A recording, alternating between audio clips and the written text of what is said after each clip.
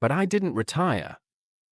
So let me tell you the story of how my friend Sandy accidentally became the CEO of Revenge by retiring an employee who swore she didn't retire. This all starts in a tiny travel agency in British Columbia, small office. 3 employees. 1 owner, and 1 walking HR disaster named Jane, a woman in her 60s who treated workplace rules the way raccoons treat garbage cans, something to dig through, ignore, or flip over whenever she felt like it. Jane's specialty, sneaking extra vacation days, then magically making them up by claiming overtime the owner never approved. The old boss never fired her because Jane had a history. In her last job, she pulled the same nonsense, got fired, sued for unfair dismissal, and actually won.so. Everyone was terrified of her. Fast forward a few years, the owner retires and sells the business to my friend Sandy, single mom of 2 hockey boys, sharp, tough, but too smart to risk being sued by Jane the Menace. Sandy sets new rules. You want time off? Request it properly. Overtime? Dead. Never happening again. But Jane had one trick left. Whenever Sandy left early to take her boys to hockey practice, Jane would log into the system and secretly book days off. Sandy would show up the next morning and surprise, Jane wouldn't be coming in today. Annoying? Yes, worth fighting about? Not really. Jane lost pay, Sandy saved money, the office still ran fine. But then, the tournament weekend happened. Sandy was going to be gone for 2 days. She told both employees verbally and in writing, no time off during these dates. I need you here. Period.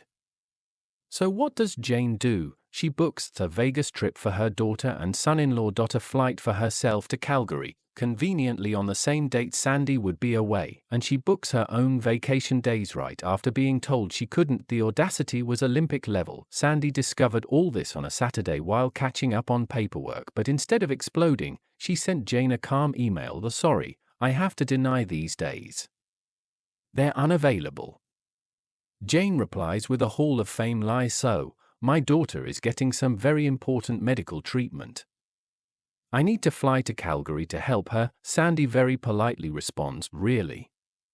Because I saw the Vegas booking you made for them. Nice try. And that is when Jane goes full dramatic. If this is how you treat a loyal employee, then I have no choice but to retire. Here is my 2 weeks' notice. Sandy, noted.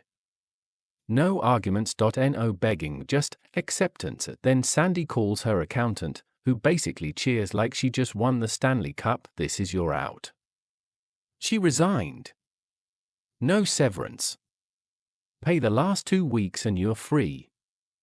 So Monday morning, Sandy comes in early with her boyfriend as a witness, packs up Jane's desk into a box, removes company property including a little box filled with handwritten index cards containing client addresses, phone numbers, credit card numbers. Yes, Jane was basically a walking privacy violation.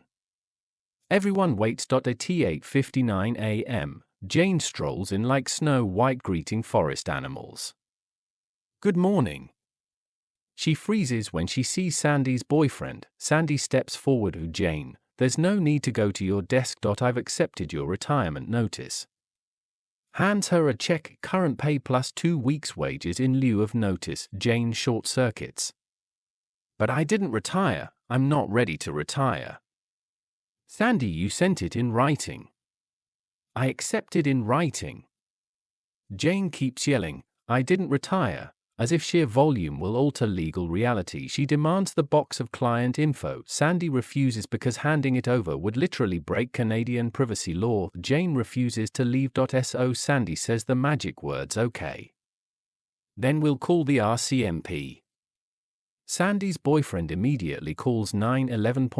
Officers show up within minutes. Jane rushes to them screaming about being fired and missing her box. After hearing both sides, both officers agree the box does not belong to Jane. Jane needs to go home. They hand her the box of her personal items and escort her out. But Sandy wasn't done. The very next day, she puts a giant sign in the front window. Congratulations on your retirement, Jane. And even places a tiny announcement in the local newspaper. Then the final delicious blow on the government paperwork for separated employees, Sandy checks the box labeled retired, meaning Jane cannot collect unemployment benefits at all, and that is how one woman retired herself by lying about Vegas.